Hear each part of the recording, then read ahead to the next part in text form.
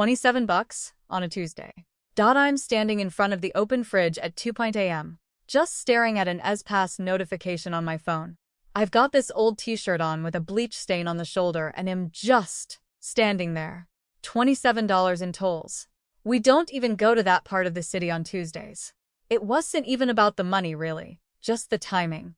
I'm the one who sees the alert. I'm the one who has to figure out where the car was. And I'm the one dealing with the headache while Mark is passed out in the bedroom.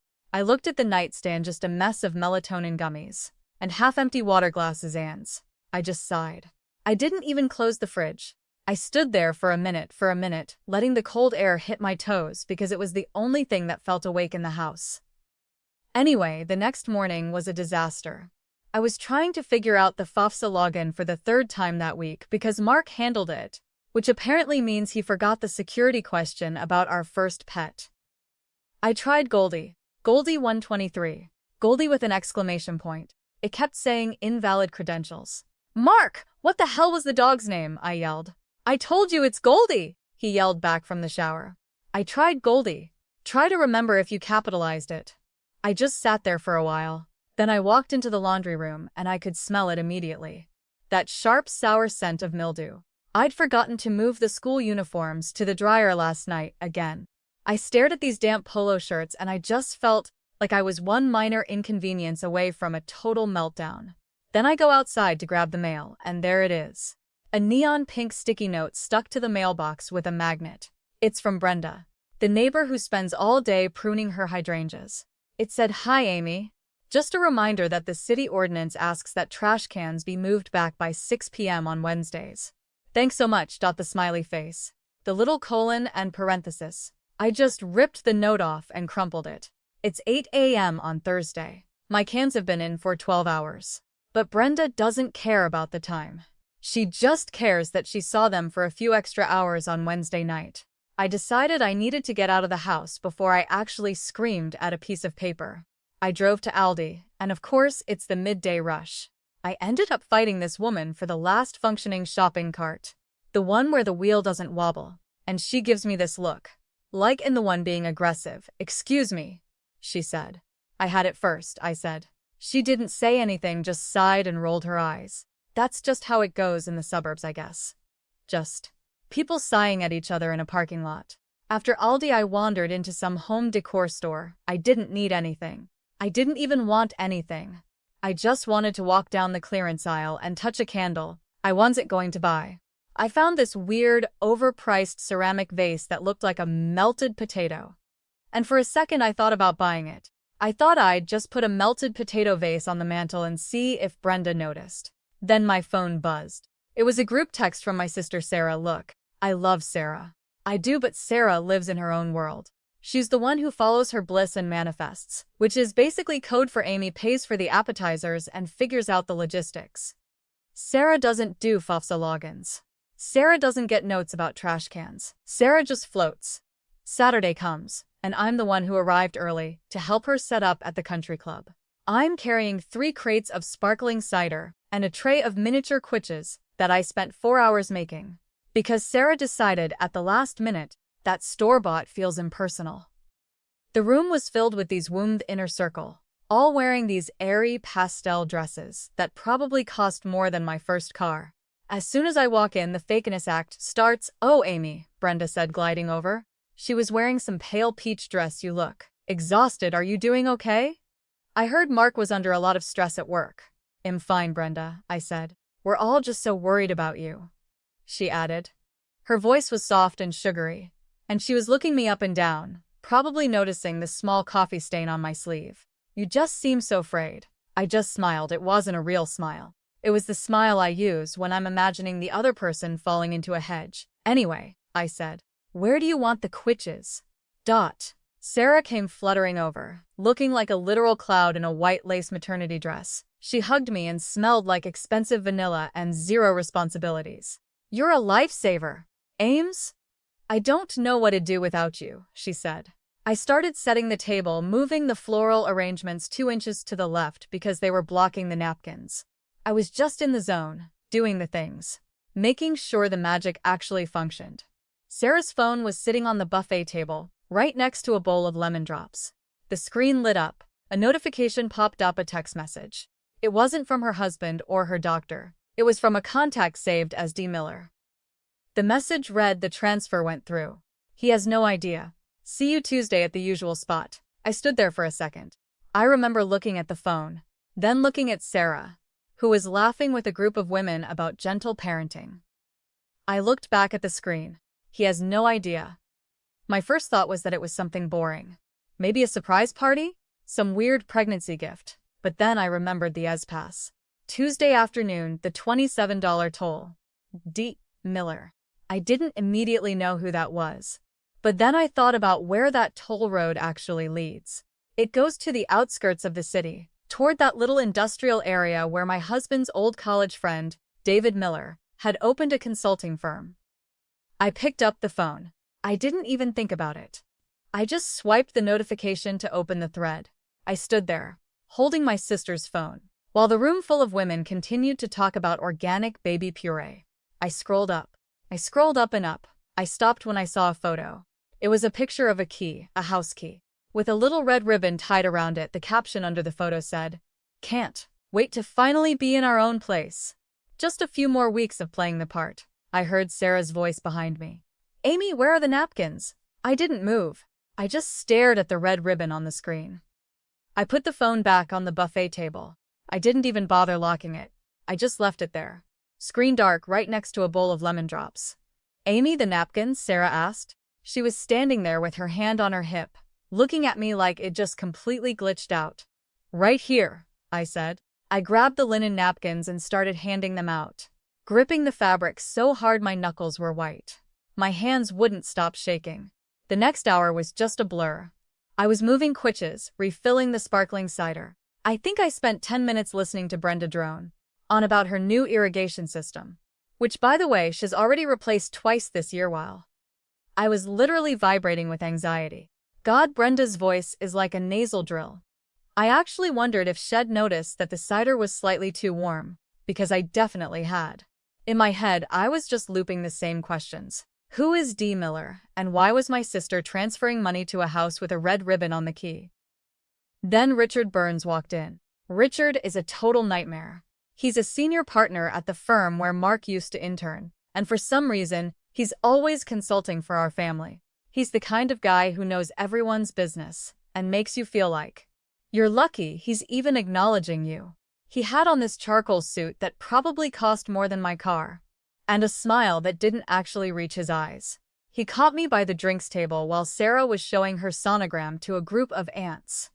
"Amy," Richard said, putting a hand on my shoulder. It wasn't a pat, it was more of a grip, like he was anchoring me in place. "You look a bit pale. Are you feeling all right?" "I'm fine, Richard." I tried to step back, but he didn't move his hand. "You know," Sarah mentioned, "you've been a bit stressed lately," he said.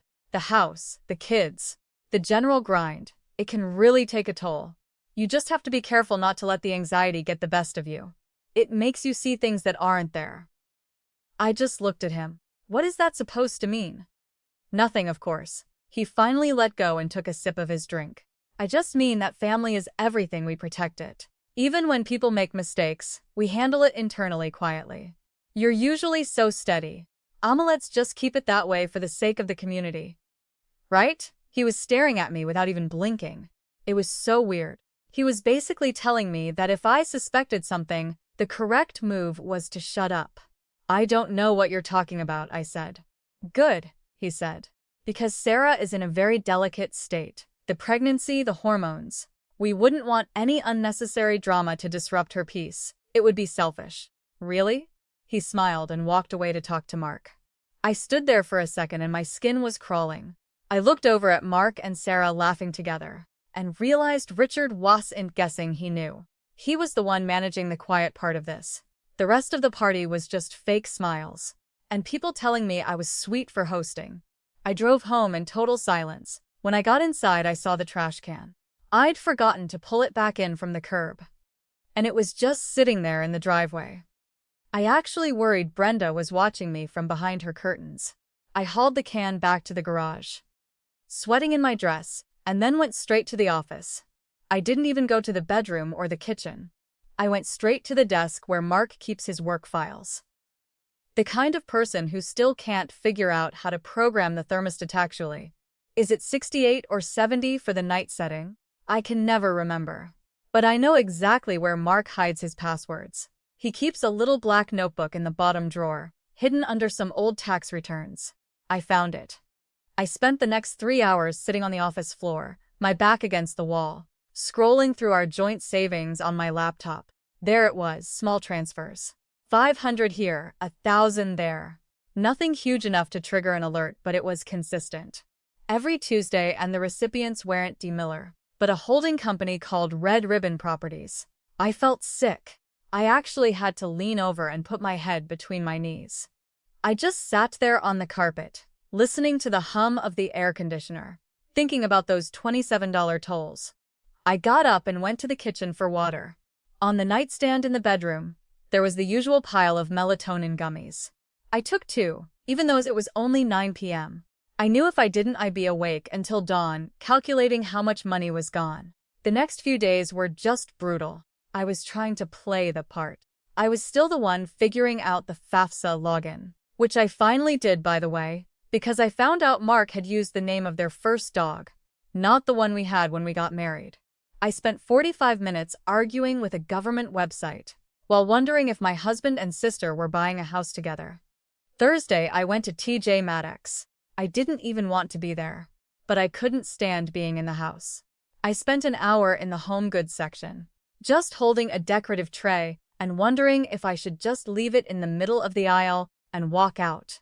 I found some mismatched dinner plates in the clearance section and just started laughing. Not like a happy laugh, but just out loud. I was standing there laughing at plates, while everything was basically falling apart. A woman nearby looked at me like I was having a total breakdown. "Are you okay?" she asked. "I'm great," I said. My voice sounded way too loud. "I just love a good bargain." I bought the plates. I don't even like the pattern. When I got home, there was a note on the front door from the HOA. Apparently my hedges were overgrown by 3 inches, and I had 48 hours to trim them, or face a fine. I just stood on the porch and looked at the hedges. They looked fine to me. But that's the thing about this neighborhood, everything has to be exactly the same or you're a problem. I decided. I needed more evidence. I couldn't just go to Mark and scream about a text on Sarah's phone, because that's exactly what Richard Burns wanted. He wanted me to look frayed. He wanted me to look like the unstable wife who snoops. So I started looking through the trash. I know it's gross, but I went through the recycling bin 3 nights in a row. I found a shredded piece of paper from a title company. I spent 4 hours on the living room floor with a roll of clear tape, frantically piecing it back together. It was a confirmation of a down payment. The address was in that industrial area, the one the toll road leads to. It wasn't a consulting firm. It was a residential loft. Then I checked the car. I waited until Mark was in the shower and went out to the garage. I reached under the driver's seat and felt a small leather folder. I opened it. Inside was a brochure for a luxury interior design service. There were notes in the margins, in Sarah's handwriting. Kitchen island in white marble. Open floor plan for the nursery. And Amy will never suspect a thing if we keep the weekend trips to work. Seminars. I stood there for a minute in the garage. It smelled like gasoline and old gym bags. I looked at the brochure. Then I looked at our house. The house I'd spent 10 years scrubbing, decorating, and managing the house whereams. The one who remembers the filters and the dentist appointments. I heard the shower turn off.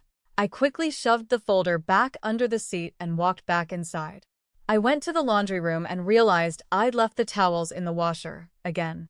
I could smell that damp, sour mildew scent as soon as I opened the lid. I really hate that smell. It's like wet dog mixed with old pennies. I wonder if we need a new detergent, or if the machine is just getting old. I stood there for a minute, staring at the wet towels. Mark walked in, drying his hair, looking completely relaxed. He looked at me, then he looked at the washer. "Did you forget the laundry again, Ames?" he asked. He didn't say it meanly, he said it with this pitying tone, like I was a child. I didn't look at him. I just reached in and grabbed the towels. "I've got it," I said. I moved them to the dryer and shut the door. The machine started to thrum, vibrating the whole room. I stood there for a minute in the silence, listening to the dryer spin.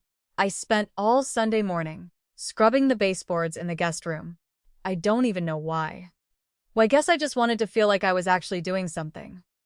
Even if it was just getting dust off some white wood. Mark was in the living room watching the game, and Sarah had stopped by to drop off baby clothes, which basically means she spent 3 hours on my sofa, complaining about how hard it is to be pregnant. For context, Sarah has always been the golden child, and Mark basically worships her, which I just ignored for years, because I thought it was just a sibling thing. I was on my hands and knees with a brush when the doorbell rang. It was my mother-in-law, Lisa. Lisa is the kind of person who wears a matching tracksuit to brunch and treats every room she enters like she's doing a surprise inspection. She came straight into the guest room, saw me on the floor, and just sighed. "Amy, honey, why are you doing that?" "We have a cleaning service once a month," she said. "I just wanted it done, Lisa," I told her. I didn't even look up. "You're so intense about these things," she said. I could smell her perfume, that heavy floral stuff that always reminds me of a funeral home. "I really think you should take a break. Mark told me you've been acting a bit erratic lately. Maybe a spa weekend? I could set it up." I stopped. I looked up at her. "Erratic? What does that even mean?" Oh, you know," she said, waving her hand. "The mood swings, the obsession with little things. It's probably just the stress of the kids' college stuff. The FOFSA is a nightmare, isn't it?" I just stared at her. My neck felt hot. So Mark was already talking to her. He was telling her I was losing it. I just went back to scrubbing. I actually scrubbed one spot so hard the paint started to peel. After Lisa left, I didn't go back to the living room. Instead, I went into the guest room closet. Lisa stays there when she visits, and she has this little setup vanity with her creams and a leather portfolio for family records. She's always been the keeper of the Nelson history, which is mostly just a list of who got which piece of jewelry and who is currently disgraced. I've never gone through her things. That's not who I am. But I kept thinking about that red ribbon on the key, and Richard Burns telling me to keep things quiet. I opened the portfolio. There were folders for the kids' trusts, some property deeds, and a thick envelope that said confidential real estate. I pulled out some papers, loan applications. My chest tightened. I physically felt it. These weren't just loans for Mark and Sarah. They were equity lines of credit. They had taken out a massive loan against our house. House I've spent 10 years paying for and cleaning. And there, at the bottom, was my signature. I stared at it. It looked exactly like mine. The loop and the Y, the way the A leaned. But I never signed this. I've never even seen these documents. I flipped the page. Another one. Then another. All forged. All taking money out of the home equity to fund something called Red Ribbon Properties. It just clicked. The distractions, the spa weekends, the comments about me being erratic, they were working together. They were trying to make me look unstable so they could steal the house. I heard Mark in the hallway. "Ames, you still in there? The game's over. You want tie dot?" I shoved the papers back in and slammed the portfolio shut. I stood up, wiped my hands on my leggings, and walked out. "Sure," I said. "They's fine." He was leaning against the wall, looking completely normal. He looked like the guy I married 15 years ago. He smiled at me, and I felt this flash of genuine disgust. "You okay?" he asked. "You look a little pale." "I'm just tired, Mark. I think I'm coming down with something." "See," he said, looking toward the living room, where Sarah was still lounging. "I told you she's been exhausted." I didn't say anything. I just went into the kitchen and filled the water glasses. They had taken nearly $200,000. $200,000. On Wednesday, the HOA emailed me again. A formal warning because my driveway was cluttered. I had 2 bags of mulch and a potted plant sitting there. I spent 20 minutes dragging the mulch to the backyard, sweating through my shirt, while Brenda watched me from her porch. She didn't wave. She just stood there with a glass of iced tea. I could tell she was enjoying it. In this neighborhood, a cluttered driveway is basically a sign that your life is falling apart. "Amy," she called out in that high, sugary voice. "Are you doing all right? You seem so frazzled. Is everything okay with Mark?" I stopped, holding a heavy bag of mulch, and looked at her. "Everything is great, Brenda. Just gardening." "Well, if you need a recommendation for a more reliable landscaping service, just let me know." I just nodded. I wanted to throw the bag at her head. I actually pictured the mulch exploding all over her white porch furniture. It was the only thing that made me smile all day. Thursday was the worst. I went to the bank. No appointment. I just walked in and went straight to the manager's office. I showed him the photos of the forged documents.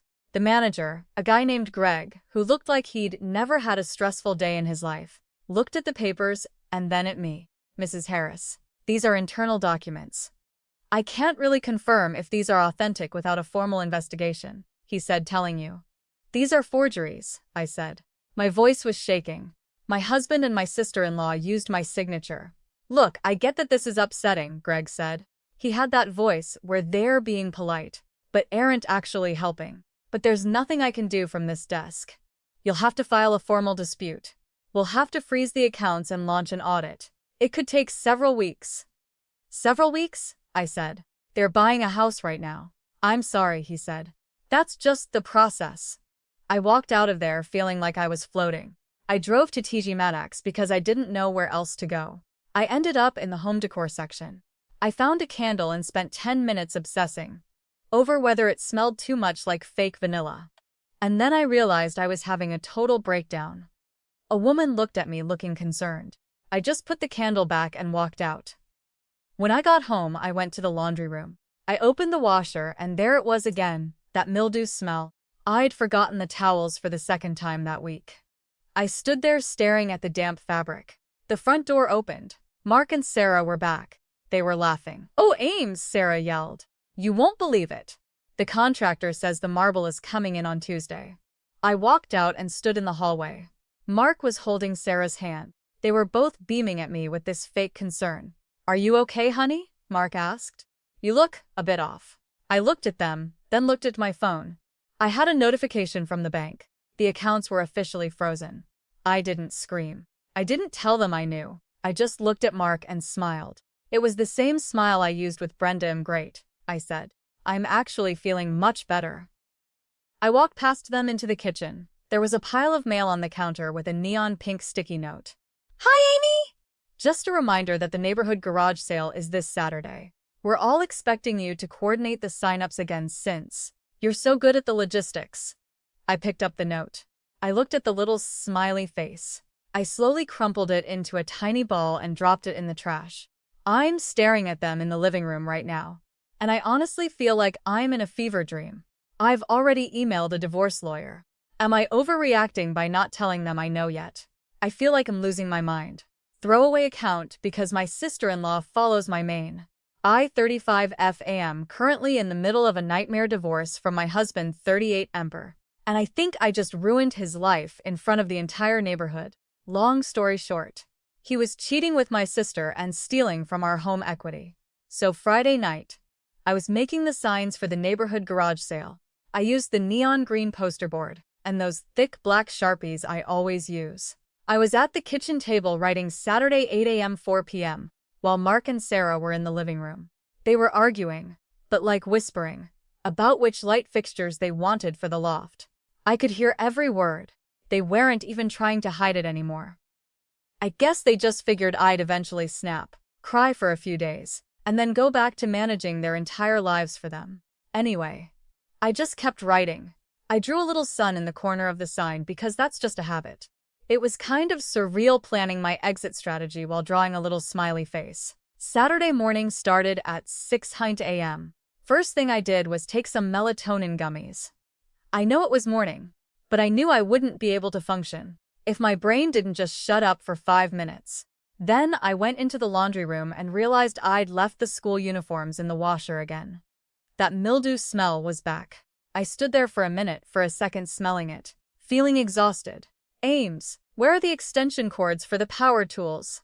Mark yelled from the garage. I walked out there. He was wearing his suburban dad outfit, cargo shorts and a polo. Sarah was there too, leaning against the workbench and looking smug in the blue bin. "Mark, right where they've been for 6 years," I said. Mark looked at Sarah. "See, this is what I mean, she's just snappy. I don't know what's gotten into her." Sarah gave me this look of pure fake pity. "Amy, honey, maybe you should just sit this one out. Why don't you go for a little treat? We can handle the garage sale." "I'm fine. Sarah, I've got the sign-up sheet and the map. I'm doing the logistics." "Right, logistics," she said, and then she rolled her eyes. By 8 a.m., the street was packed. Our neighborhood is one of those places where a garage sale is basically a spectator sport. Everyone comes out to see what their neighbors are throwing away, mostly so they can judge your furniture or see if you're having marital problems. Brenda was the first one there, obviously. She had a visor and a clipboard, probably keeping track of whose driveway was the messiest. "Amy, you look tired," Brenda said. She didn't even say hello. "Are you sure you're up for this? You're looking a bit frazzled." I told Mark he should really get you some help. "I'm great, Brenda. Do you want to buy this old bread maker or not?" "Oh, I wouldn't dream of it. I have the professional grade," she said. I spent the next 3 hours in a total haze. I was selling old baby clothes, cookbooks I'd never used, and some coasters Mark bought me for our 5th anniversary. Every time a neighbor stopped by, it was the same thing. They give me this tight fake smile and ask, "How are things?" But they obviously meant "We've heard you're losing it. Is it true?" The fake sympathy was more exhausting than the actual cheating. I could see them whispering behind their sunglasses. "Poor Amy. Mark says she's unstable." Around 11 a.m., I just couldn't take it. "My lawyer Dianuho sounds like she smokes 3 packs a day and has 0 patents, told me to wait until the accounts were audited before I made a move." But I couldn't stand another minute of Sarah looking at me like I was a broken toy. Mark had set up a high-end table for things he wanted to sell for a profit, mostly old electronics and some vintage collectibles. Sarah was standing next to him, acting like the charming assistant. "And this," Mark said, holding up a camera, "is a Leica. Truly a collector's piece. I'm thinking 400. I walked over to the table. I wasn't screaming or crying. I just felt done. "Actually, Mark," I said, loud enough for Brenda and 3 other neighbors to hear, "I think you should sell the folder under the driver's seat of your car. 2. The one with the interior design brochures for the loft." The silence that hit the driveway was immediate. It was just that awkward gap where everyone realizes they've overheard something they weren't supposed to. Mark stopped mid-sentence. He looked at me, and for the first time he actually looked scared. "What are you talking about, Amy?" "Oh, you know," I said, leaning in. "The one where Sarah notes that Amy will never suspect a thing. The one about the white marble kitchen island. I mean, I'm sure the neighborhood would love to know how you're paying for it, since you used a forged signature to take $200,000 out of our home equity." Brenda actually gasped. She inhaled so hard she almost choked on her iced tea. The other neighbors shifted. The sympathy vanished and was replaced by that hunger for drama that drives suburban gossip. "Amy, you're having a breakdown," Mark said, but his voice was shaking. He tried to reach for my arm. "You're not well. We need to get you inside." "I'm perfectly fine," I said, stepping back. "In fact, I've never felt better. By the way, the bank accounts are frozen. I filed the dispute on Thursday. Diane is expecting the audit results by Monday." Sarah's face went white. She tried to step in using that sweet, high-pitched voice. "Amy, we can talk about this. We just wanted to." "You wanted a loft with marble counters," I interrupted. "And you wanted me to stay in this house, scrubbing baseboards and forgetting the laundry, while you two played house on the side. You think I'm stupid?" I saw the folder. "Mark, you stole 200 grand for a kitchen island. Are you actually insane?" The neighbors weren't even pretending to be polite anymore. They were staring at Mark and Sarah like they were a car crash. Brenda was practically vibrating. I could tell she was already drafting the group text. "Get out," I said. "What?" Mark asked. "Get your things and get out of my house. Or well, the house that I'm currently in the process of reclaiming. I don't care where you go. Go to the loft. I'm sure the bank will be calling them soon to let them know the down payment was fraudulent." Mark tried to argue. He started talking about family and the kids and how this is a misunderstanding, but he didn't have any receipts. I had all of them. The forged signatures, the transfers to Red Ribbon Properties, the leather folder. I didn't stay to watch them pack. I just walked back into the house and sat down on the kitchen floor. I sat there for a while, listening to them, yelling at each other in the driveway. It sounded like a recording of a fight I'd heard 1,000 times before. But this time I wasn't the one trying to fix it. The next few weeks were just a blur of paperwork and social chaos. The fallout was exactly what I expected. I became a neighborhood celebrity. People who hadn't spoken to me in years were suddenly dropping off casseroles, but they didn't actually care. They just wanted the inside scoop on the Nelson scandal. Brenda was the worst. She'd come over to offer support, but she'd spend the whole time asking specific questions about the money. 200,000? She'd ask. My goodness, Amy, I had no idea Mark was capable of that. I always thought he was so bland. He is bland, Brenda, I told her. That's how he got away with it for so long. Well, Brenda said, looking around my living room. If you're selling the house, I might know a buyer. A cousin of mine, he's very discreet. I just asked her to leave. The legal part was actually the easiest bit. Once the bank saw the forgeries, it was an open and shut case. Mark and Sarah tried to play it off as joint investments, but the signatures were undeniable. Diane tore them apart in the mediation meetings. Mark had to pay back every cent, and because of the fraud, the Red Ribbon property was liquidated to cover the debts. Sarah didn't get her marble counters. She didn't even get the loft. She ended up moving back in with her mother, which is the best punishment I could imagine. Lisa is a nightmare. Sarah is going to be living under surprise inspections for the next 5 years. As for Mark, the divorce was fast. He didn't fight it because he had zero leverage. He left the house with a few suitcases and a look of utter confusion about a month. After the final papers were signed, I went to Aldi. I spent 10 minutes fighting for the last functioning shopping cart. There was this other woman trying to grab it at the same time, and for some reason I actually fought for it. I gripped the handle and pulled it toward me with this weird, aggressive energy. I won. I actually won the cart. I walked through the aisles, picking up things I actually liked. I bought the expensive coffee, the kind Mark always said was too fancy for a Tuesday. I bought a bunch of fresh flowers that I knew would probably die in 3 days, because I'm bad with plants, but I bought them anyway. When I got home, I noticed a note taped to my front door. It was from the HOA. Mrs. Harris, please be advised that your trash cans were left at the curb for an additional 24 hours, past the pickup window. This is a formal warning. I looked at the note, then I looked at the trash cans still sitting there in the driveway. I just left them there. I walked back inside and locked the door. I went into the laundry room. The washer was humming. I'd put a load of towels in a few hours ago, and I actually remembered to move them to the dryer. I opened the door and it just smelled like detergent and heat.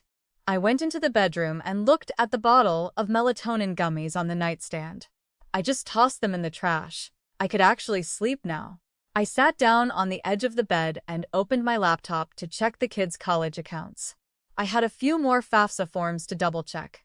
And I knew I'd probably have to reset the password one more time, because I always forget if the capital S is at the beginning or the end. I spent the next hour typing into the government website, listening to the quiet of the house. Around 9 p.m., my phone buzzed. It was a text from an unknown number. I didn't even wonder who it was. I just felt bored. I blocked the number, turned off the lights, and went to bed.